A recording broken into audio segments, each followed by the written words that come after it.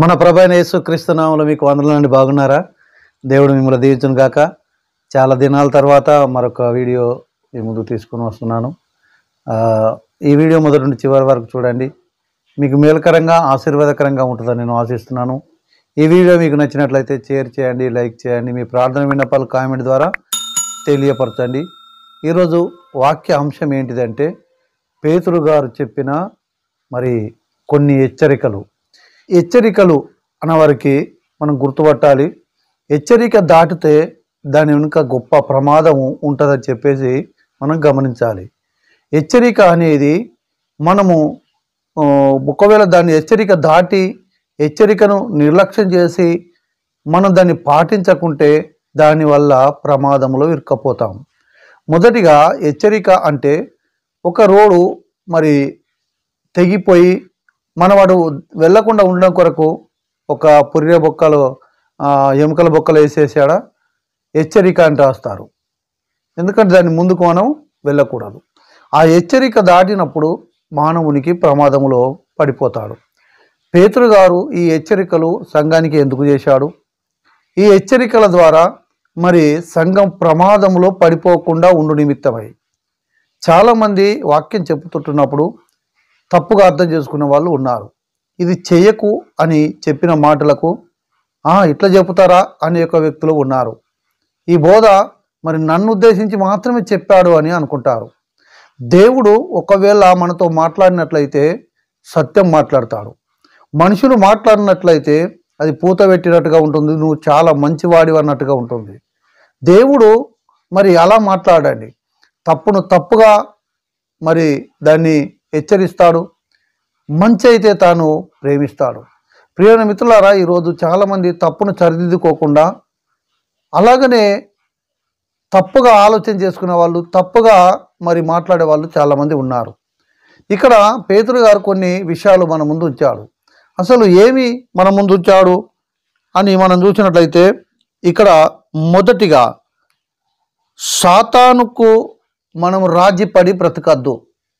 సాతాను మనతో రాజీ పడకుండా మరి మనము కాపాడుకోవాలన్నదే పేతురు గారి హెచ్చరిక.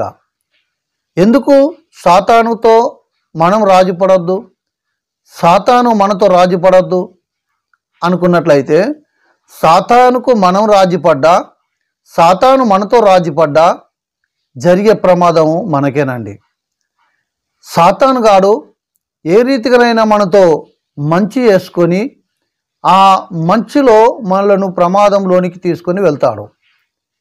ఈతకాయ ఇచ్చి తాటికాయ లాక్కుంటాడు. తాను ఎప్పటికి కూడా మనకు మంచి చేయడండి. సాతాను ఎప్పటికి కూడా మనకు మేలు చేసే ఒక వ్యక్తి కాదు. ఆ వ్యక్తితో స్నేహం చాలా మరి మంచిది కాదు.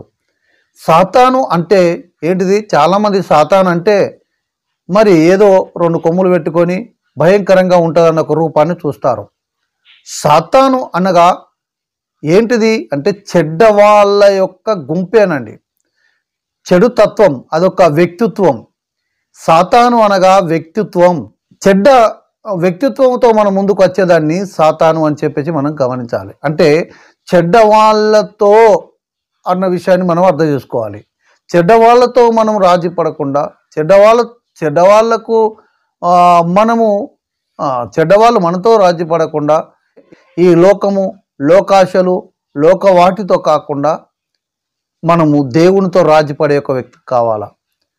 దినదినం మనం ఎన్నో తప్పులు చేస్తుంటాం, కానీ దేవుని దగ్గర మనం రాజీ పడం. కాబట్టి ప్రియమైన మిత్రులారా, పేతురు గారు చెప్పిన యొక్క హెచ్చరిక ఏంటిది అంటే మనము సాతానుతో రాజీ పడద్దు. సాతాను మనతో రాజీపడి మనం అంతా ఒకటే అన్నట్టుగా మనం ఉండద్దు. మనమంతా ఒకటే అన్నట్టుగా సాతాను ఎప్పుడు మాట్లాడుతుంది, ఎప్పుడు రాజీ పడుతుంది మనతో. అది మనకు పోటీగా, మనకు విరోధంగా ఉంటున్న ఒక వ్యక్తి ఎప్పుడు మరి మనకు రాజీపడి బ్రతుకుతుంది. మనకు రాజీ పడడం అంటే మన జోలికి రాకపోవడమే. మనకు రాజీ పడడం అంటే మనకి హాని చేయకుండా ఉండడమే. మనకు రాజీ పడడం సాతాను అంటే ప్రియమైన మిత్రులారా ఎప్పుడు రాజీ పడుతుంది అంటే సాతాను పని మనం చేస్తున్నప్పుడు సాతాను మనతో రాజీ పడుతుంది. సాతాను పనులు అంటే ఏంటివి? దేవునికి విరోధమైనది ఏది చేసినా సాతాను యొక్క పనే. దేవుని సేవకులము అంటాం. అలా సాతాను సేవకులని ఎవరు చెప్పరు, కానీ సాతాను చెప్పే యొక్క పనుల్లో మనం పాల్గొన్నప్పుడు వానితో రాజీ పడ్డట్టే. పేతురు గారు అదే చెప్తున్నాడు, వానితో రాజీ పడితే ఏదో ఒక సమయంలో నీకు అది ప్రమాదం మాత్రమే. ప్రియాణమిత్రులారా, ఆ ప్రమాదంలో ఇరుక్కోకుండా ఉండు నిమిత్తమయ్యే పేతురు గారు చెప్పారు, సాతానుతో మీరు రాజీ పడద్దు, మరి మీతో సాతాను రాజీ పడద్దు. రాజీ పడకుండా ఉండాలి అన్నట్లయితే వాడు చెప్పే ఏది కూడా మనం చేయకూడదని చెప్పి గమనించండి. 1 పేతురు మరి 1:14 నుండి 17 వరకు ఇక్కడ విషయాలు మనం చెప్పిన యొక్క విషయాలు మనకు కనబడుతుంటాయి. రెండో విషయానికి వచ్చినట్టయితే 1 పేతురు 2:9 నుండి 11 వరకు మనం చదివినట్లయితే లోకపు మంట వద్ద చలి కాసుకొనకూడదు అని రాయబడి ఉంది. లోకపు మంట, ఈ లోకపు మంట మరి అది మనకు కొంచెం వెచ్చగానే ఉంటుంది. ఎందుకంటే చలితో ఉన్న యొక్క వ్యక్తికి, చలిలో ఉన్న యొక్క వ్యక్తికి కొంచెం వేడుంటే బాగుంటుంది అని అనుకుంటాం.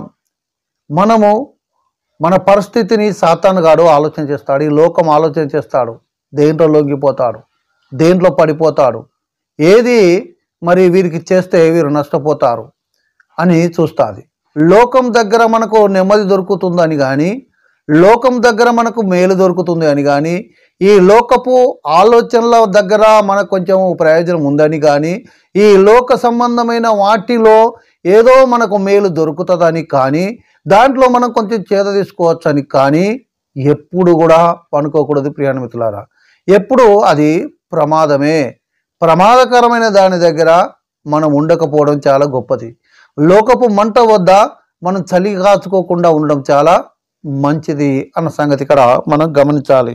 చెప్పాలంటే చాలా విషయాలు అక్కడ దాగి ఉన్నాయి, కానీ ఒకటి అర్థం చేసుకోండి, ఈ లోక సంబంధమైన వాటి దగ్గర మనకు వచ్చే మేలులు ఏదైతే, లాభాలు ఏదైతే ఉందో అని అనుకుంటున్నావో అవన్నీ కూడా మనకు నష్టం చేసేటి అన్న సంగతి గమనించండి.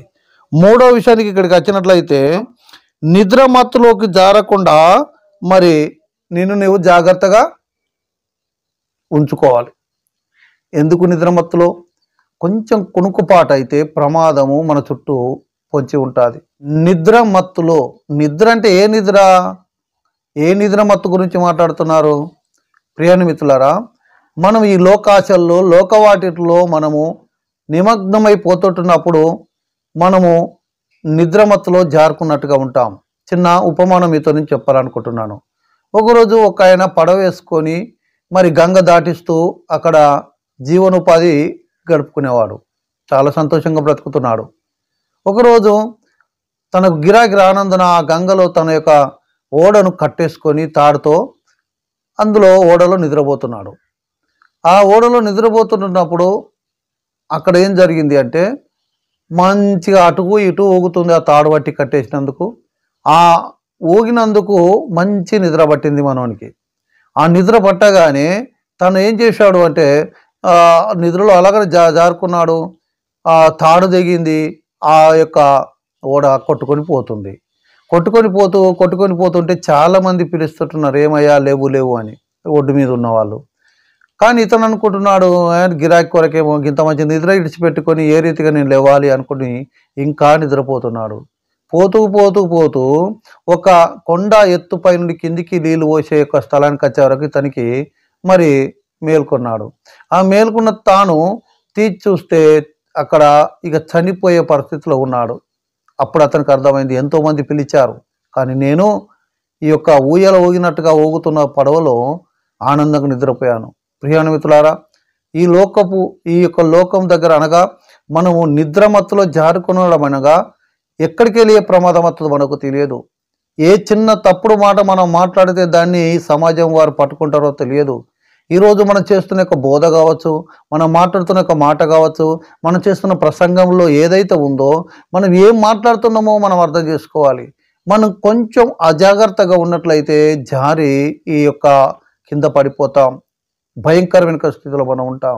ఎంత జాగ్రత్తగా మన బ్రతుకును కొనసాగించాలి, ఎంత జాగ్రత్తగా క్రైస్తవులుగా బ్రతుకుతున్న మనం ఎంత జాగ్రత్తగా ఈ లోకం యొద్ద మనం ఉండాలో ఆలోచన చేయండి. మనం జాగ్రత్తగా లేకుంటే ఖచ్చితంగా ప్రమాదం మన దగ్గరికి వస్తుంది. అందుకొరకే చెప్తున్నాడు, నిద్ర మత్తులో జారుకొనకండి. అంటే మనం మెలకువ కలిగి అని దాని అర్థం ఏంటంటే మన మైండ్ షార్ప్గా, మన ఆలోచన షార్ప్గా, మన మాట ఏదైనా మనం మాట్లాడుతున్నప్పుడు వెనుక ముందు ఏం జరగబోతుందో ఆలోచన చేసి ప్రతి దాన్ని మనం జ్ఞానంతో మనం ముందుకు వెళ్ళాలా. సమయోచిత జ్ఞానం మనకు అవసరమైంటుంది. ఏ సమయంలో ఏం మాట్లాడాలా, ఎలా ఎలా మనం వెళ్ళాలా, ఎవరికి ఏ జవాబు ఇవ్వాలా, అది మనకు చాలా అవసరమైంటుంది. పేతురు గారు అన్నారు, నిద్రలో జారుకొనకండి. నిద్ర అనేది ప్రమాదం. మీకు తెలుసు కదండి, యోన గారు పడవ అడుగు మట్టుకు వెళ్ళేసి నిద్రలో ఉన్నాడు, కానీ ప్రమాదం అనేది పైకి వచ్చేసింది. మన జీవితంలో ఎక్కడికి వెళ్ళి ప్రమాదం అవుతుందో తెలియదు, ఎక్కడికి వెళ్ళి ఏమవుతుందో తెలియదు. అలాంటి యొక్క జీవితాన్ని జీవిస్తున్నా మనము ఖచ్చితంగా మెలకువగా ఉండాలి. నిద్ర మత్తులై ఉండకూడని మనము దేవుని కొరకు కొంచెం మట్టుకు నిలిచుండి ప్రార్థన చేయలేమా? కొంచెం మట్టుకు దేవుని కొరకు నిలబడి ఉండలేమా? కొంచెం సేపు ఈ దేవుని ఆలోచనతో బ్రతకలేమా? చాలామంది అలా లేకుండా ఈ లోకాశల్లో ఉండి క్రైస్తవులుగా నిద్రపోతున్న యొక్క వ్యక్తులుగా ఉన్నారు. ఎవడు ఏమైతే నాకేంది, ఎవరు చనిపోతే నాకేంది, ఎక్కడ ప్రమాదం అయితే నాకేంది, నాకా అన్నట్టుగా మనం ఉన్నాం. అది కాదండి. మనం జరుగుతున్న యొక్క సమస్యలన్నింటినీ పసిగట్టాలా. ఏ సమస్యను మరి ఎలా వస్తుందో మనం చూసుకోవాలా. అందరం కూడా ఒకరికొకరు సహకారంగా ఉండాలా. కాబట్టి ఇక్కడ మూడోదిగా పేతురు గారు చెప్పే ఒక మాట ఏంటంటే, నిద్ర మత్తులో జారకుండా జాగ్రత్తగా ఉండాలి. జాగ్రత్త ఇక్కడ కోరుతున్నది, మనం జాగ్రత్తగా ఉండాలా. ఆ జాగ్రత్తగా ఉన్నట్లయితే ప్రమాదమును మనం తప్పించబడతామని పేతురు 1వ అధ్యాయం 13వ వచనం మనకి ఇక్కడ కనబడుతుంది. 4వ విషయంకి వచ్చినట్లయితే పేతురు గారు చెప్పిన యొక్క హెచ్చరిక ఏంటిదంటే, మిమ్మును మీరు పొగడుకొనవద్దు, మీ మీద మీరే ఆధారపడవద్దు. 2 విషయాలు ఇక్కడ చెప్తున్నాడు హెచ్చరికలో. ఏమంటుందండి? మిమ్మును మీరు పొగడుకొనవద్దు, మీ మీద మీరు ఆధారపడి ఉండద్దు. ఏం చేస్తున్నామంటే మనల్ని మనం పొగడుకుంటాం. అబ్బా ఏం బాగా చెప్పావు, ఎంత మంచి ప్రసంగం, ఎంత మంచిగా పాట పాడావు, ఎంత మంచిగా ఉన్నావు అబ్బా అని ఇతరులు కొంచెం పొగడే వరకు మనము పొంగిపోతుంటాం. అది మనకు ప్రమాదం అని చెప్పాడు పేతురు గారు. ఎందుకంటే మనల్ని పొగడుతున్నప్పుడు మోసపు పొగడుతలు ఉంటాయి. ఒక వ్యక్తి ఇక్కడ పొగడతాడు, బయటికి వెళ్ళగానే మన మీద నింద వేస్తాడు. పొగిడిన పొగడతలన్నీ కూడా మనకు మేలుకరమని అనుకోకండి. పొగిడిన పొగడతలన్నీ కూడా అందరి ముంగట ఏదో లాభము ఆశించి అందరి ముందు మంచివాడు అబ్బాబాబా అని చెప్పేసి అనవచ్చు. కానీ సాటికి వెళ్ళిన తర్వాత మనం 1000 నిందలు వేస్తాడు. పొగడిన వాడు మాత్రమే నిందలు వేస్తాడండి. జాగ్రత్త వినండి. ఇక్కడ మనం గమనించాలి, మనకు మనం పొగడుకోవద్దు. ఎవరన్నా పొగిడితే దాని మనం పొంగిపోవద్దు. 2వ విషయానికి వచ్చినట్టయితే మరి ఇక్కడ ఏమంటున్నాడు అంటే, మీ మీద మీరు ఆధారపడద్దు. చాలామంది నా మీద నేనే ఆధారపడతా. నా మీద నేను ఆధారపడితే ఇక దేవుడి సహాయం ఎలా వస్తుందండి? నా శక్తితో గెలుతాను, నా బలంతో గెలుతాను. దావీదు ఒకవేళ అలాగనే దేవుడి మీద ఆధారపడకుండా ఉన్నట్లయితే గొలియాతు మీద గెలిచేవాడా? ప్రియమిత్రులారా, మన మీద మనము ఆధారపడద్దు. మన మీద మనం ఆధారపడ్డప్పుడు మనము మరి ప్రమాదములకు వెళ్ళిపోతాం.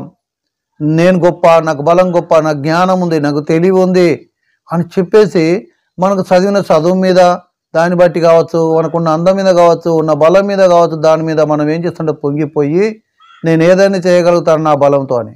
మన బలంతో ఏమీ చేయలేం ప్రియమిత్రులారా. ఎప్పటికైనా దేవుని బలం మనకు అవసరమవుతుంది. నువ్వు పని చేస్తున్నప్పుడు కావచ్చు, నువ్వు ఏదైనా జాబ్కి వెళ్తున్నప్పుడు కావచ్చు, బిజినెస్ చేస్తున్నప్పుడు కావచ్చు, ప్రతి విషయంలో నీకు నువ్వు కాకుండా ఖచ్చితంగా దేవుడి మీద నువ్వు ఆధారపడి పని చేయి ఒక ఉన్నతమైన స్థానంలోకి వెళ్ళిపోతావు. కానీ దేవుడి మీద నువ్వు ఆధారపడకుండా నీ మీదనే నువ్వు ఆధారపడి బ్రతుకుతున్నట్లయితే దాన్ని బట్టి ప్రమాదం. నీకున్న పిల్లలు, నీ కుటుంబము అందరూ కూడా దేవుడి మీద ఆధారపడి బ్రతుకుతున్నట్లు మనం నేర్పించవలసిన అవసరం ఉంది. మన మీద మనం ఆధారపడడం కాకుండా మనమందరం దేవుడి మీద ఆధారపడ్డట్లయితే దేవుడు ఖచ్చితంగా మనకు మేలు చేస్తాడు. కానీ మన మీద మనం ఆధారపడేటట్టు సాతాను గారు చేస్తున్నాడు. మనకున్న యొక్క బలాన్ని బట్టి, మనకున్న యొక్క జ్ఞానాన్ని బట్టి మనం విర్రబిగేటట్టు వాడు తయారు చేస్తున్నాడు. అందుకొరకే మన మీద మనం ఆధారపడద్దు. మొదటి విషయం ఇక్కడ ఏం చెప్పాడు మొదట ఏం చెప్పాడు ఇక్కడ అంటే మిమ్మును మీరు పొగడుకొనవద్దు, మీ మీద మీరు ఆధారపడద్దు అని చెప్పాడు. 5వదికి చూసినట్లయితే మనలను పడద్రోయు సాతాను కనిపెట్టుకొని మనం ఉండాల. ఎందుకంటే మనలను సాతాను పడద్రోయాలని చూస్తున్నాడు.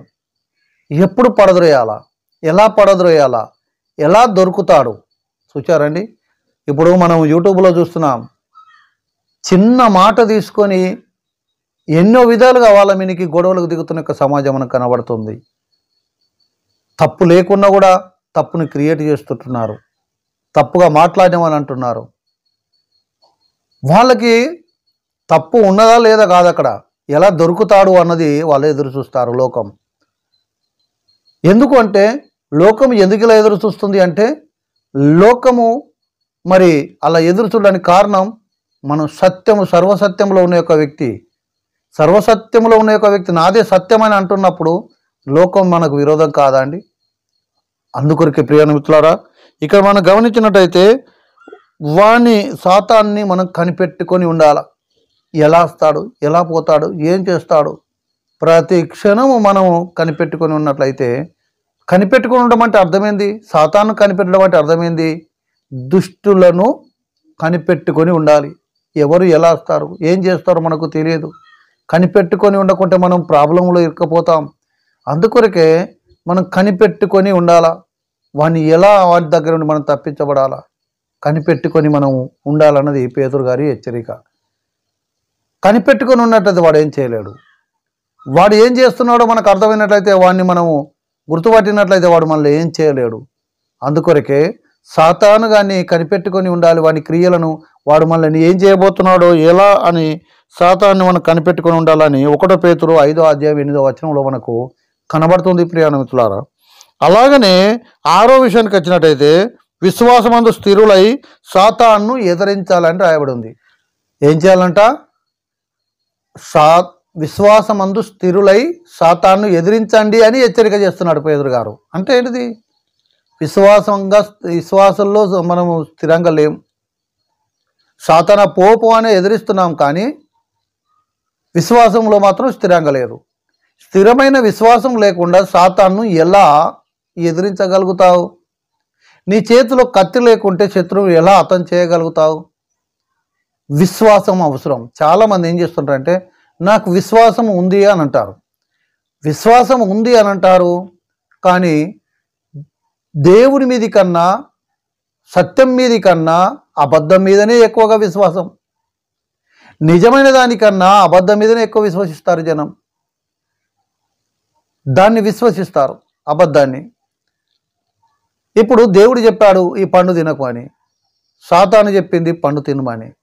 తినమన్నది కొంచెం మంచిగానే కనబడుతుంది, తినకు అన్నదే అది చాలా మంచి కనబడడం లేదు.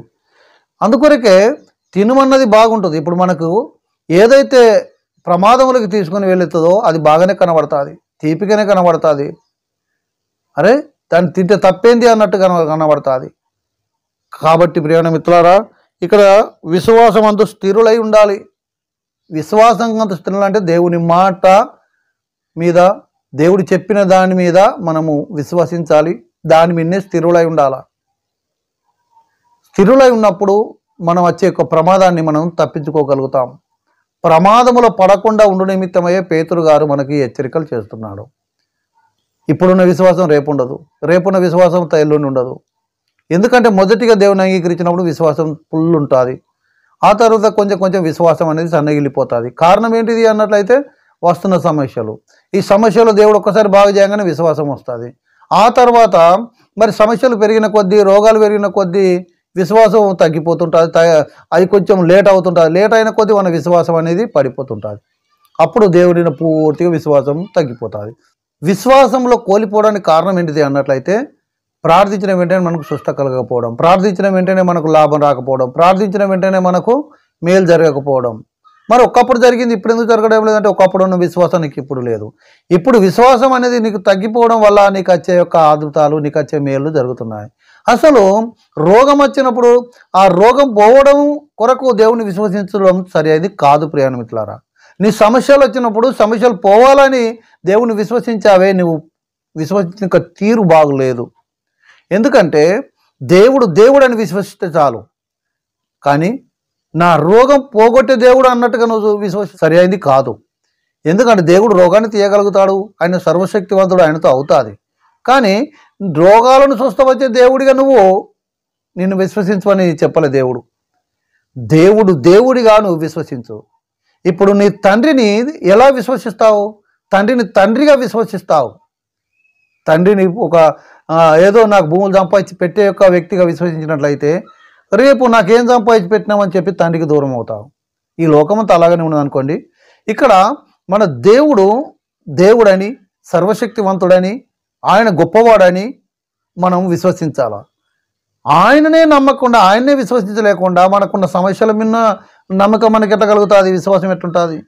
దినదినం విశ్వాసంలో స్థిరత్వం మనకి ఎలా ఉంటుంది? స్థిరత్వం ఉండాలి అన్నట్లయితే ఖచ్చితంగా దేవుడి మీద మనం విశ్వసించాలి. దేవుడిగా మనం విశ్వసించాలి. అప్పుడు బాగుంటుంది. ప్రియ మిత్రులారా, లాభం వచ్చినప్పుడు ఒకటి, లాభం రాకుండా ఒకటి. స్వస్థపరిస్తే దేవుడు, స్వస్థపరచకుండా దేవుడు కాదు. డబ్బు ఇస్తే దేవుడు, ఇవ్వకుండా దేవుడు కాదు అన్నట్టుగా మనం ఉండకూడదు. ఇచ్చిన ఇయ్యకన్నా దేవుడేనండి. నువ్వు హిమాలయ పర్వతాల దగ్గరికి వెళ్ళినా అవి హిమాలయ పర్వతాలేనండి. అవి మారవు. నువ్వు విశ్వసించినంత మాత్రాన అవి లేక మానవు. దేవుణ్ణి నువ్వు నమ్మనంత మాత్రాన దేవుడు లేక మానడు. దేవుడు అనేవాడు ఉన్నాడు. చాలామంది దేవుడు అనేవాడు ఉన్నాడు, కానీ దేవుణ్ణి ఎక్కడ వెతుకుతున్నారంటే ఒక రాష్ట్రానికి, ఒక జిల్లాకు, ఒక ఏరియాకు, ఒక దేశానికి మాత్రమే అన్నట్టుగా వెతుకుతున్నారు. దేవుని శక్తిని హీనం చేయకండి. దేవుడు ఏదో ఒక్క స్థలంలో ఉండేవాడు కాదు, ఆయన అంతటా ఉండేవాడు, అంతటా మరి ఉన్నవాడు. మనం ఎప్పుడైనా ఆయనను మనం విశ్వసించాలి.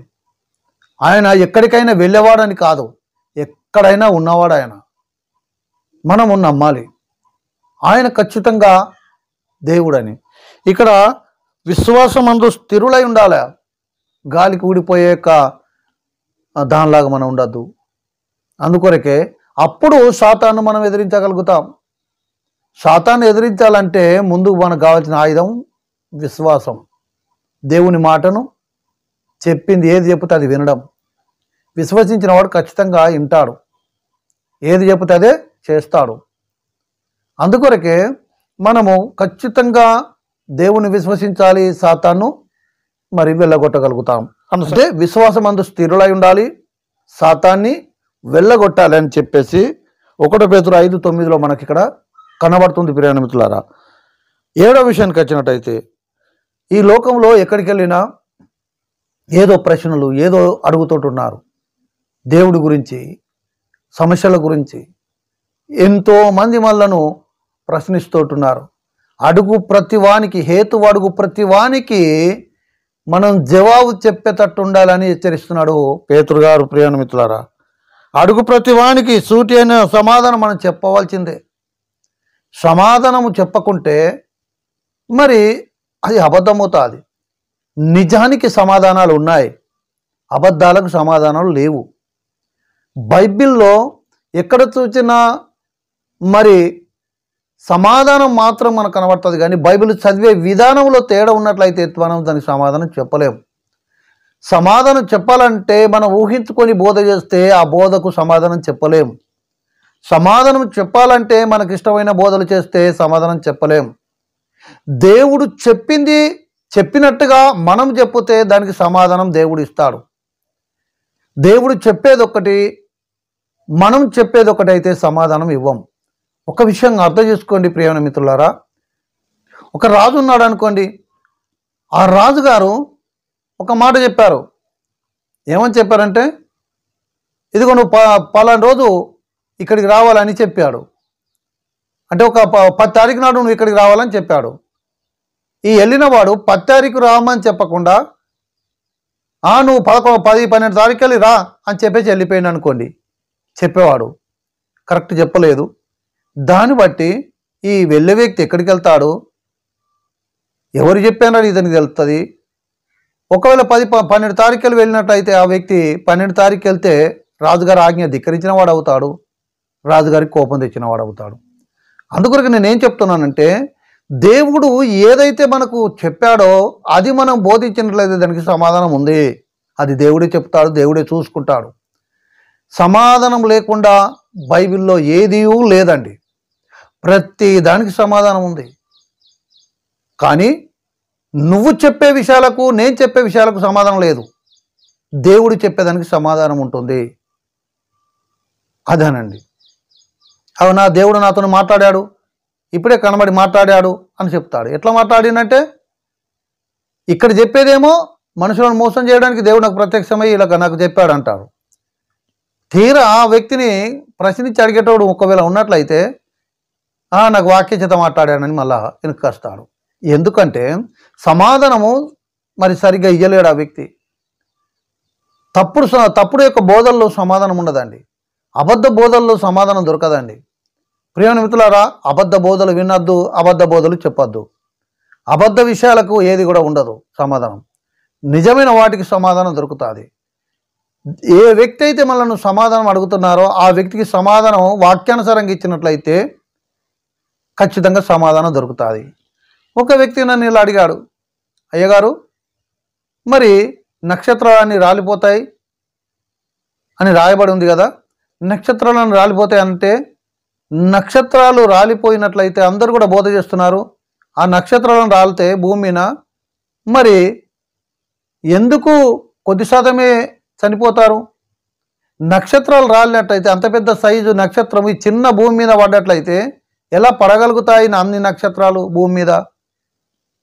నక్షత్రం యొక్క సైజు చాలా పెద్దది, మన యొక్క భూమి సైజు చాలా చిన్నది అని అడిగారు.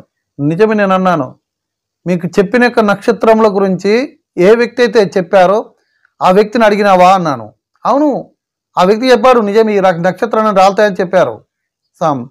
నేను అడుగుతా ఆయన జవాబు చెప్తలేడు. నేను అన్నాను, నక్షత్రాలు అంటే అతను కేవలం భౌతిక సంబంధమైన వాటిని మాట్లాడాడు, కానీ బైబిల్ అది చెప్పలేదు. నక్షత్రాలు అనగా మరి పరిశుద్ధులు, దేవుని వైపు మరి ఎంతోమందిని తింపుతున్న యొక్క వ్యక్తులు దేవుని భక్తులై ఉన్నారు. ఈ దేవుని భక్తులే నక్షత్రాలు కాబట్టి వాళ్ళ గురించి రాయబడి ఉంది అన్నాను. ఇప్పుడు దానికి సమాధానం ఉన్నది. భౌతికంగా మాట్లాడిన దానికి సమాధానం దొరకలే. అలాగనే నేను ఎందుకు ఉదాహరణకి ఈ మాట చెప్తున్నానంటే, చాలామంది ఇలా మాట్లాడుతూ ఉంటారు కానీ చేసే యొక్క తప్పుడు బోధల్లో సమాధానం దొరకదు. సమాధానం దొరకాలి అన్నట్టయితే వాక్యంలో ఉన్నట్టుగా మనం బోధ చేయవలసిన దినాలు మన ముందున్నాయి. ఒకప్పుడు ఏది చెప్పినా నడిచింది, తెలిసి తెలియక 4 మాటలు చెప్తే నడిచింది. నా చిన్న వయసులో మరి వాళ్ళు వచ్చి ఏదో బోధ చేసిపోయేవాళ్ళు, వాళ్ళు నోటికి వచ్చింది ఏదో చెప్తే అదే నమ్మేవాళ్ళం. ప్రశ్నించి అడిగేంత జ్ఞానం మాకు లేదు. ఈ లోకంలో కూడా ఎవరు కూడా అడగలేదు. ఈరోజు మనం చెబుతున్న ప్రతి బోధకు ప్రశ్నించి అడిగే వాళ్ళు ఉన్నారు, మనం నడుతున్న నడకకు ప్రశ్నించి అడిగే వాళ్ళు ఉన్నారు. నువ్వు చెబుతున్న ఏదైనా అది వాక్యంలో దానికి మనం సమాధానం చెప్పగలిగిన ఒక వ్యక్తిగా మనం ఉండాలని మీతో నేను మనవి చేస్తున్నాను. సమాధానం చెప్పకుంటే మనం ఆ విషయాన్నే మనం మాట్లాడద్దు. అది నాకు తెలియదని చెప్పేసేయాల. తెలిసినట్టుగా అబద్ధపు బోధలు మనం చేయకూడదు. తెలిసిన బోధలు మట్టుకే మనం చేయాలా. చేసిన బోధలో ఖచ్చితంగా సమాధానం మనం చెప్పగలిగిన ఒక వ్యక్తిగా ఉండాలా. అదే పేతురు గారు కోరుకుంటున్నాడు. లేకుంటే ప్రమాదంలో వెళ్ళిపోతాం, ఇబ్బందులు పడిపోతాం. మనకు ఏదైతే అవసరమో, మనం ఏదైతే చేస్తున్నామో మన దాంట్లో మనం సమాధానం చెప్పాలా, ఇంకొక వ్యక్తి దాంట్లో కాదు. ఈ సమాజం అంతా ఎందుకు మనల్ని ప్రశ్నించే పరిస్థితికి వచ్చింది? మనం ఇతరుల గురించి మనం మాట్లాడుతున్నప్పుడు వారు మన గురించి మాట్లాడవలసిన పరిస్థితి వచ్చింది. నీ బోధ నువ్వు చేసుకుంటూ ఉండొచ్చు, ఇతరుల గురించి బోధ చేసినప్పుడు దానికి సమాధానం మనం చెప్పలేము. ప్రియమైన మిత్రులారా, మనం చేస్తున్న యొక్క బోధలో మనం మాట్లాడుతున్న మాటలో సమాధానం చెప్పే ఒక వ్యక్తిగా ఉండాలి అని పేతురు గారు ఖండించినట్లుగా ఇక్కడ మనకు కనబడుతుంది. 1 పేతురు 3:15-16 మనకి ఇక్కడ కనబడుతుంది.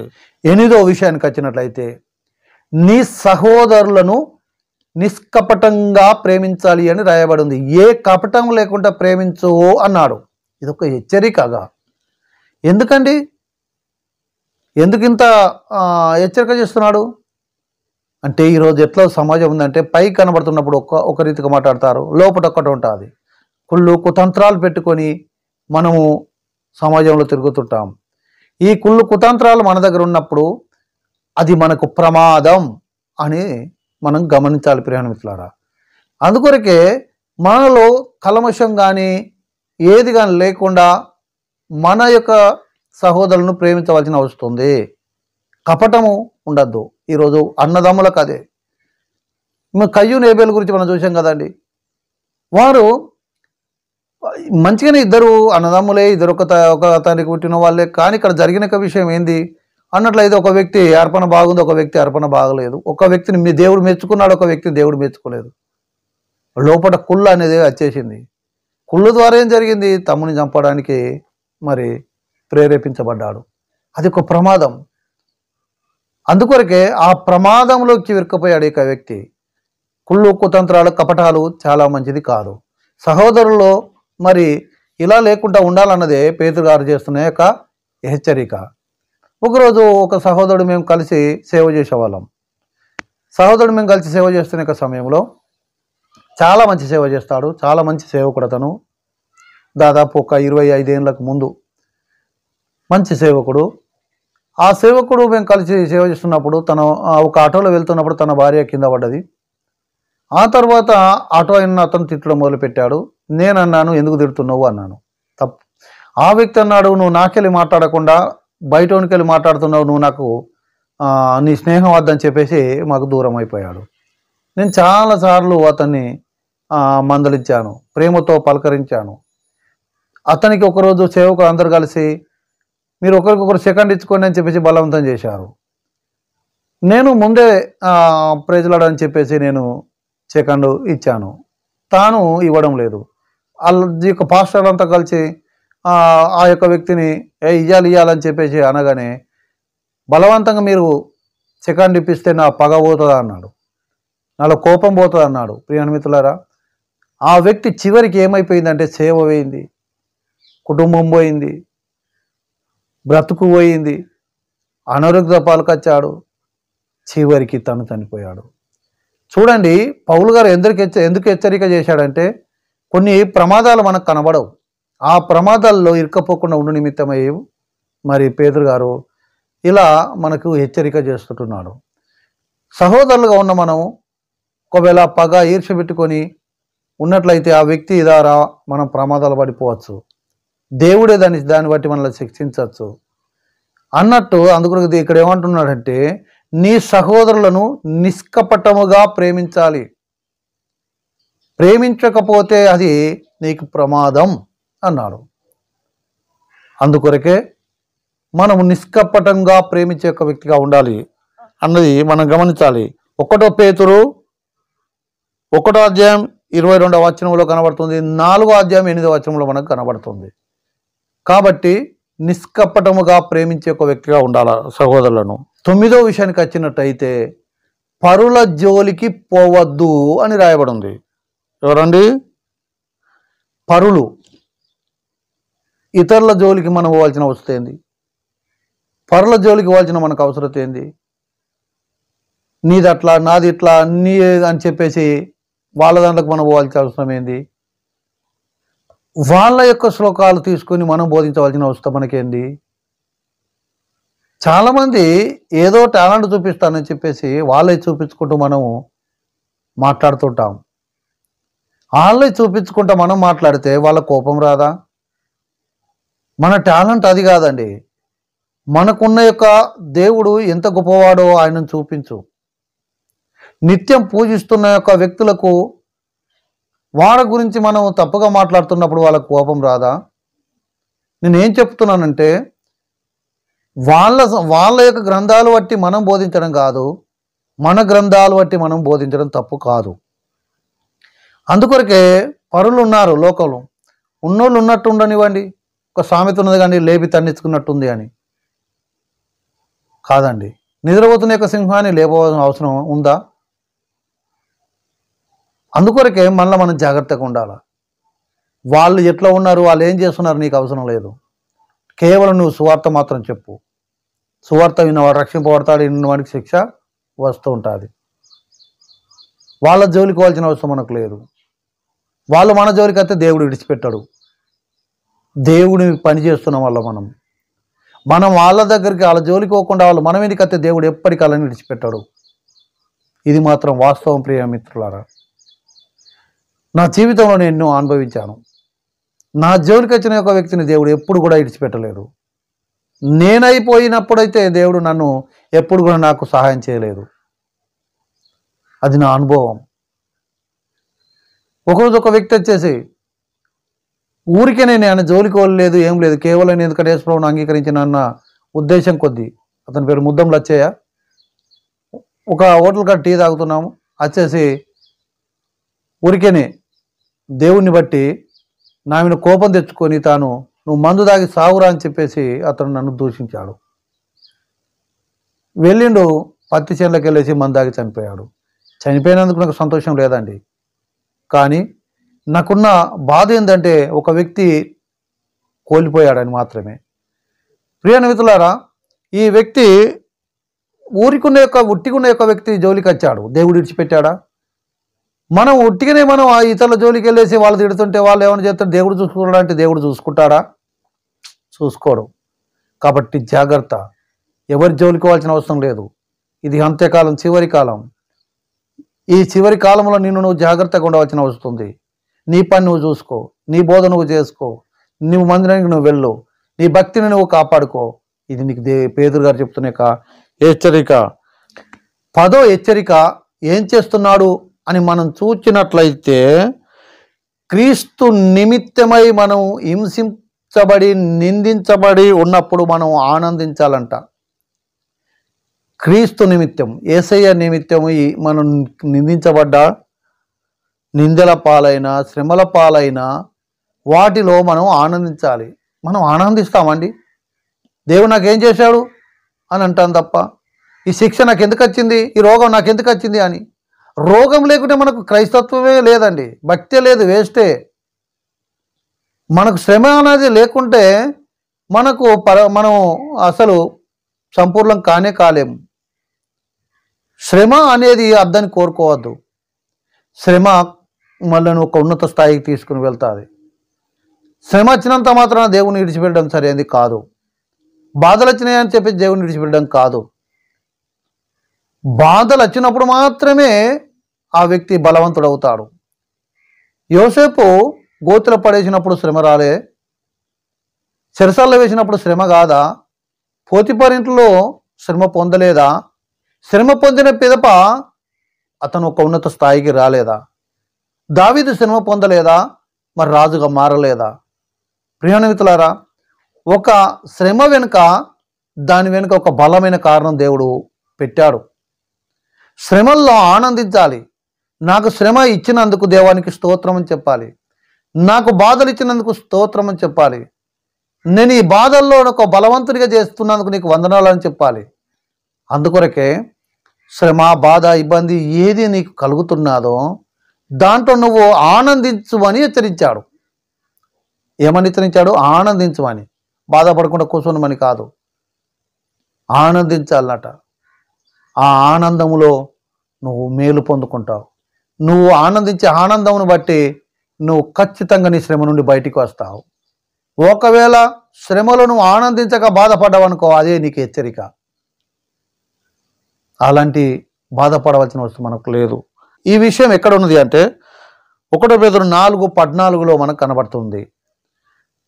11వ విషయానికి వచ్చినట్టయితే, ఏదైతే యేసు ప్రభులోనికి నువ్వు వచ్చావో, దేవుణ్ణి అంగీకరించావో, ఎటైతే వెళ్ళాలనుకుంటున్నావో తిరిగి వెనుకకి పోకు అని హెచ్చరించాడు. ఇక్కడ నువ్వు ముందుకు సాగుతున్న ఒక వ్యక్తి తిరిగిపోకు. సేవకు వచ్చావా, భక్తి కొరకు వచ్చావా, నీతి కొరకు వచ్చావా, యేసయ్య కొరకు వచ్చావా, నువ్వు దేని కొరకు వచ్చినా తిరిగి మళ్ళా వెనుకకి వెళ్ళకు. తిరిగి వెనుకకి వెళితే ప్రమాదం అనేది ఖచ్చితంగా ఉంటుంది ప్రియమిత్రులారా. అందుకొరకే ఇక్కడ హెచ్చరిస్తున్నాడు, వెనుకకి వెళ్ళకు. తిరిగి వచ్చిన చోటులో ఇంకా ముందుకు సాగు. ప్రమాదం ఉండనివ్వండి, ఏదన్నా ఉండనివ్వండి, నువ్వు ముందుకు సాగినట్లయితే ఖచ్చితంగా నువ్వు గమ్యం చేరుతావు. చిన్న ఉపమానం చెప్పి నేను ఇక్కడ ముగిస్తాను. ఒకరోజు తండ్రి కూతురు కారులో వెళ్తున్నారు. కారులో వెళ్తున్నప్పుడు కూతురు కారు నడుపుతుంది, తండ్రి కారులో కూర్చున్నాడు. ఒక లోతైన ప్రాంతం నుండి ఒక గోదావరి పారుకుంటూ వస్తున్న యొక్క బ్రిడ్జి మీద దగ్గరికి వెళ్ళి వాళ్ళు వెళ్ళిపోవాలా. వాళ్ళు కొంచెం లోతైన తట్టుకొచ్చారు. వర్షం బాగా వచ్చేస్తుంది, తుఫాను బాగా విస్తరిస్తుంది, గాలి చాలా ఎక్కువ వస్తుంది, చెట్లన్నీ ఇరిగిపడే పొజిషన్లో ఉన్నాయి, చాలా వర్షం అనేది చాలా పడుతుంది. డాడీ కారు ఆపుతున్నాను, ఏమన్నా కూర్చుండి పోదామన్నాడు. తండ్రి అన్నాడు వద్దు అన్నాడు, ఇంకా ముందుకు వెళ్ళని అన్నాడు. అలాగనే ఇంకొంచెం ముందుకు వెళ్ళారు. ఇంకొంచెం ముందుకు వెళ్తున్నప్పుడు ఇంకా చెట్టు ఇరిగి పడుతున్నాయి. డాడీ కారు ఆపేనన్నా కూర్చుందామని అన్నది బిడ్డ.